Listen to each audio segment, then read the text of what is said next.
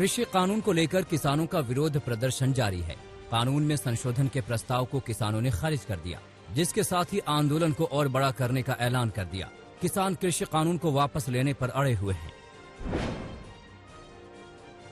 जो ड्राफ्ट भारत सरकार ने दिया था वो ड्राफ्ट हमको मान्य नहीं है। 3 बिल हैं, मेन रूप से उनके बिल वापसी नहीं होते, ये आंदोलन जब तक जारी रहेगा।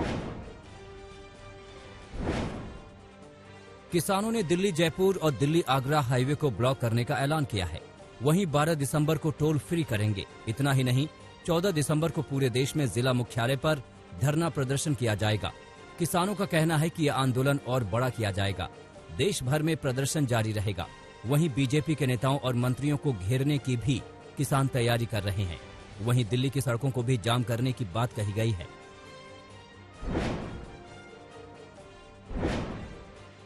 किसानों के प्रस्ताव खारिज करने के बाद मीटिंग का दौर जारी है। गृह मंत्री अमित शाह और कृषि मंत्री नरेंद्र तोमर के बीच मामले को लेकर करीब 2.5 घंटे की मीटिंग चली। बैठक में वाणिज्य मंत्री पीयूष गोयल भी मौजूद थे। मीटिंग में आगे की रणनीति को लेकर चर्चा हुई।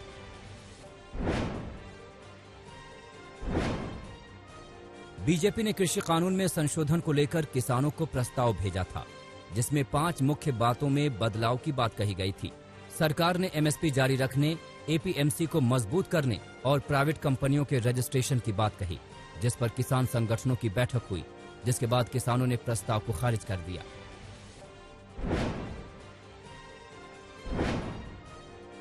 कृषि कानून को लेकर विपक्ष भी सरकार की घेराबंदी कर रहा है। कल विपक्ष के 5 नेताओं ने राष्ट्रपति से मुलाकात की, जिसमें कानून को खारिज करने की मांग की गई। राहुल गांधी, सीताराम येचुरी और शरद पवार इस मुलाकात में शामिल हुए। मीटिंग के बाद नेताओं ने सरकार पर जमकर हमला किया। राहुल गांधी ने मोदी सरकार को किसान विरोधी बताया और सरकार को गलतफहमी में नहीं होना चाहिए। सरकार को ये नहीं सोचना चाहिए कि किसान हट जाएंगे, डर जाएंगे। किसान, हिंदुस्तान का किसान डरेगा नहीं, हटेगा नहीं, जब तक ये बिल रद्द नहीं कर दिया जाए।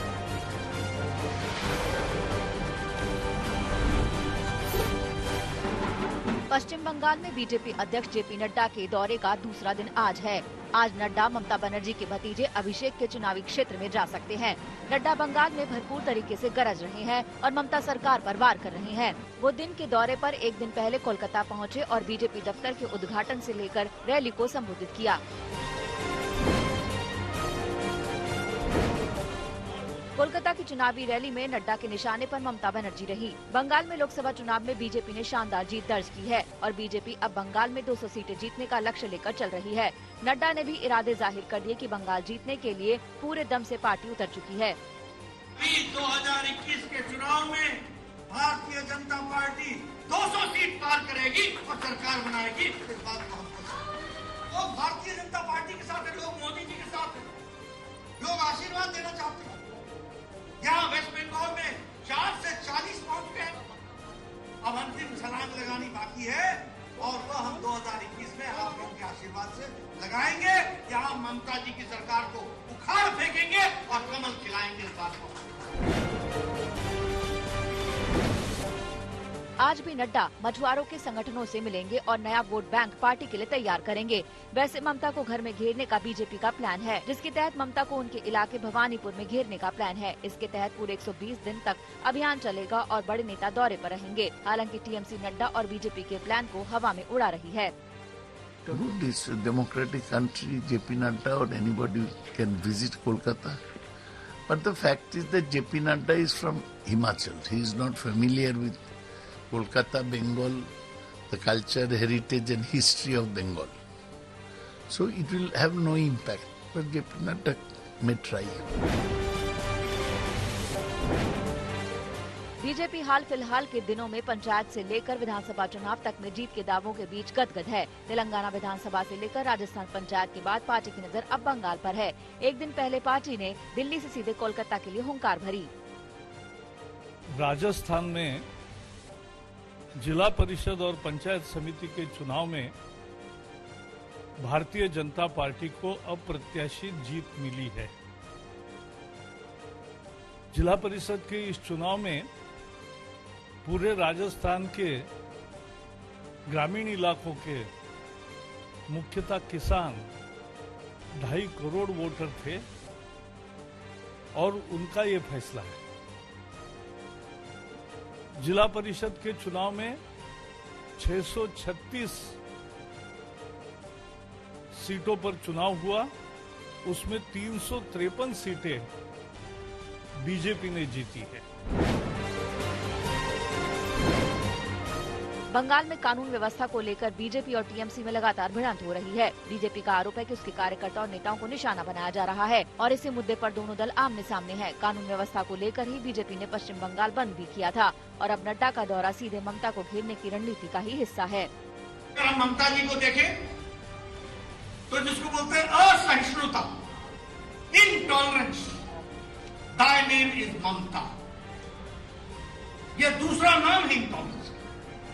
राजनीतिक दृष्टि से विचारों का आदान प्रदान होना ये प्रजातंत्र की खूबसूरती है और पश्चिम बंगाल को विचारों के आदान प्रदान के लिए जाना गया है। लेकिन आज मैं देखता हूं कि यहां इनटॉलरेंस किस तरीके से बढ़ता है।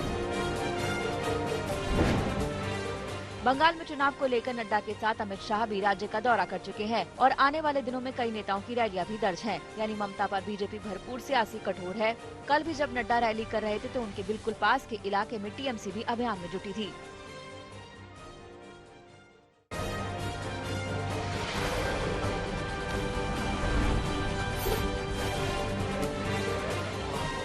बुधवार को 64 देशों के राजनयिकों ने हैदराबाद में भारत बायोटेक और बायोलॉजिकल ई लिमिटेड के प्लांट का दौरा किया और कोरोना वैक्सीन के निर्माण से संबंधित कई पहलुओं की जानकारी ली। जिनोम वैली स्थित भारत बायोटेक का प्लांट देखकर विदेशी राजनयिक काफी प्रभावित हुए। भारत में स्पेन के राजदूत ने कहा कि कोरोना के खिलाफ जंग में भारत काफी आगे आ चुका है।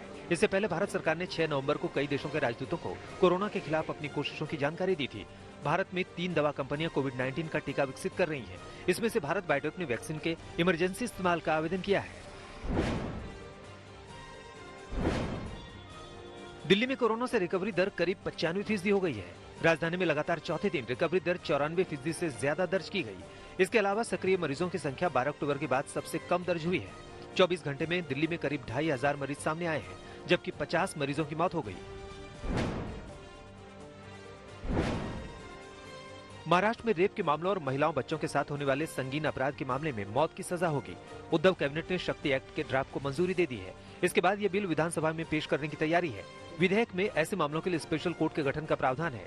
साथ ही जांच एजेंसी को 15 दिन में चार्जशीट फाइल करनी होगी और सुनवाई 30 दिन में पूरी होगी। इससे पहले मध्य प्रदेश में भी नाबालिग बच्चों के साथ दरिंदगी मामले में सजाए मौत का कानून बनाया गया है।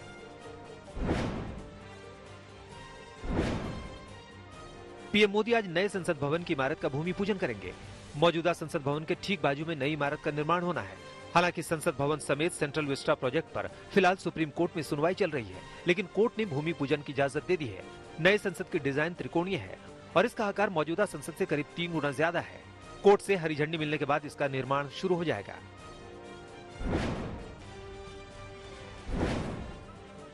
जम्मू कश्मीर में आज डीडीसी चुनाव के लिए 5वें दौर की वोटिंग हो रही है। पिछले चरण की वोटिंग में हिंसा की छिटपुट घटनाओं को देखते हुए आज सुरक्षा के कड़े इंतजाम किए गए हैं। आज कुल 37 सीटों पर चुनाव है और इसके लिए 299 उम्मीदवार मैदान में हैं।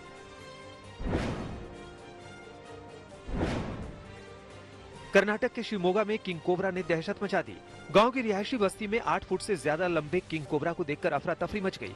कोई भी सांप के आसपास जाने की हिम्मत नहीं जुटा पा रहा था। कोबरा काफी देर तक बस्ती में यहाँ से वहाँ सरकता रहा। बाद में खबर मिलने पर वन विभाग की टीम गांव पहुंची और सुरक्षित तरीके से कोबरा को पकड़कर जंगल में छोड़ दिया।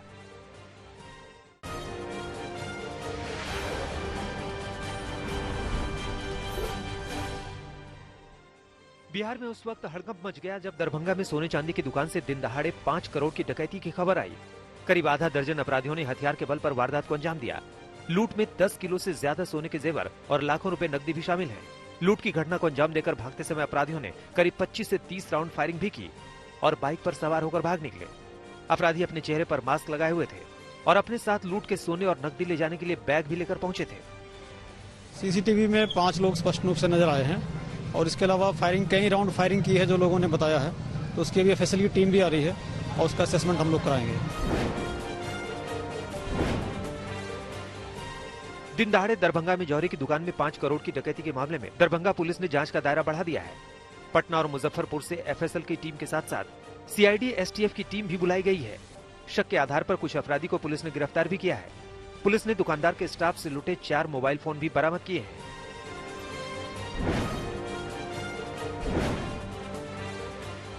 मुंबई पुलिस ने एक ऐसे शातिर चोर को गिरफ्तार किया है जो लॉकडाउन के दौरान मोबाइल शॉप की शटर तोड़कर लाखों का मोबाइल लेकर फरार हो गए। आरोपी की गिरफ्तारी यूपी के सिद्धार्थनगर से हुई है। आरोपी के पास से अलग अलग कंपनियों के 46 स्मार्टफोन बरामद किए गए हैं, जिसकी कीमत 7 लाख रुपए है।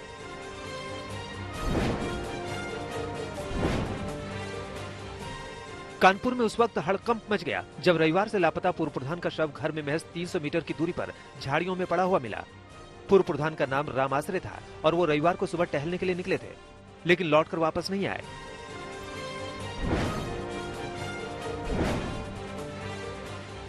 मथुरा में यमुना में अर्धनग्न महिला का शव मिलने से इलाके में सनसनी फैल गई। महिला की उम्र करीब 25 साल बताई जा रही है। महिला की शिनाख्त की कोशिश की जा रही है। वारदात की पूरी तस्वीर पोस्टमार्टम रिपोर्ट सामने आने के बाद ही साफ हो पाएगी।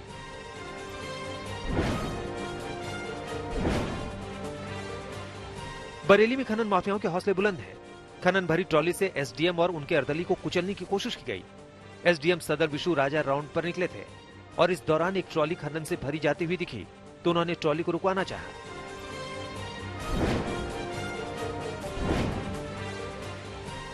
आजमगढ़ में दिनदहाड़े युवक की हत्या से सनसनी फैल गई।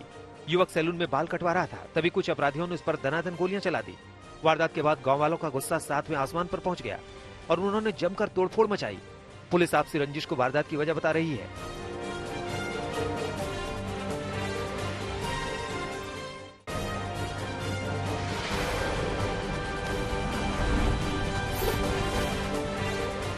सर्दी गिरते ही हिमाचल प्रदेश की पहाड़ी इलाकों में बर्फबारी शुरू हो गई है। मौसम विभाग के मुताबिक लाहौल स्पीति और गोंडला में बर्फबारी हुई है। किलोंग में बुधवार को तापमान गिरकर -1.4 डिग्री तक पहुंच गया। किन्नौर जिले के कल्पा में तापमान 2 डिग्री सेल्सियस दर्ज हुआ। डलहौजी में न्यूनतम तापमान 5.4, मनाली में 6 और कुफरी में 7.3 डिग्री दर्ज हुआ।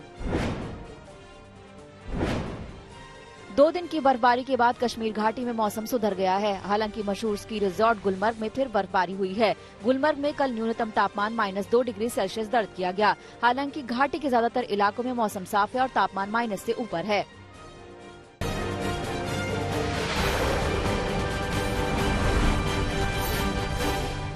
आम लोगों को मंगल ग्रह पर भेजने की एलन मस्क के ड्रीम प्रोजेक्ट को कल आंशिक कामयाबी मिली। अमेरिका के टेक्सास में कल परीक्षण के दौरान स्पेस एक्स के अत्याधुनिक स्टारशिप का नमूना कई मील ऊपर तक गया, लेकिन लैंड करने के दौरान उसमें आग लग गई। आतंकवादियों ने कल इराक के तेल कुएं पर हमला बोल दिया। उत्तरी इराक के कबाज इलाके में आतंकवादियों ने 2 तेल कुओं में आग लगा दी। तेल मंत्रालय ने फिलहाल ये जानकारी नहीं दी है कि आग लगाने वाले आतंकी किस गुट के थे। पुलिस फायरिंग में एक युवक की मौत के खिलाफ अल्बानिया की राजधानी तिराना में कल प्रदर्शन अचानक हिंसक हो गया। प्रदर्शनकारियों ने गृह मंत्रालय की बिल्डिंग के बाहर लगी क्रिसमस ट्री को जला दिया। इमारत की तरफ चीजें भी फेंकी गयीं। प्रदर्शनकारियों को तितर-बितर करने के लिए पुलिस ने आंसू गैस का सहारा लिया। फाइजर को कनाडा में भी कोविड वैक्सीन लगाने की मंजूरी मिल गई है। जानकारी के मुताबिक अगले हफ्ते से वहां टीकाकरण की शुरुआत हो जाएगी। ब्रिटेन और बहरीन के बाद कनाडा तीसरा देश है जहां फाइजर को टीकाकरण की मंजूरी मिली है। प्रधानमंत्री बेंजामिन नेतन्याहू इजरायल में कोविड वैक्सीन लेने वाले पहले शख्स बनेंगे। इजरायल में 27 दिसंबर से कोविड टीकाकरण की शुरुआत हो रही है। नेतन्याहू ने प्रेस कॉन्फ्रेंस में ये ऐलान करते हुए कहा कि वो शख्स के रूप में वैक्सीन लगवाकर उदाहरण पेश करना चाहते हैं। कोविड का भयंकर प्रकोप झेल चुके न्यूयॉर्क में इसी सप्ताह टीकाकरण की शुरुआत हो सकती है। न्यूयॉर्क के गवर्नर एंड्रयू कुमो के मुताबिक फाइजर कंपनी की वैक्सीन का पहला डोज इसी सप्ताह अंत आ जाएगा। न्यूयॉर्क में पहले चरण में 1,70,000 लोगों को टीका लगाया जाएगा। अमेरिका के विदेश मंत्री माइक पोम्पियो ने कहा कि चीन अपने छात्रों और छात्र संगठनों का इस्तेमाल अमेरिकी कॉलेज परिसरों में घुसपैठ में कर रहा है। जॉर्जिया इंस्टीट्यूट ऑफ टेक्नोलॉजी में कार्यक्रम में पोम्पियो ने आरोप लगाया कि चीन अमेरिकी शिक्षण संस्थानों का इस्तेमाल तकनीकी शोध चुराने में कर रहा है। बेल्जियम के ब्रुगलेट वाइल्ड लाइफ पार्क में नया मेहमान आया है। यहाँ पर एक ओरांगुटैंग का जन्म हुआ है। बेबी ओरांगुटैंग का नाम मथाई रखा गया है। मथाई के जन्म के साथ ही बेल्जियम के वाइल्ड लाइफ पार्क में 6 ओरांगुटैंग हो गए हैं।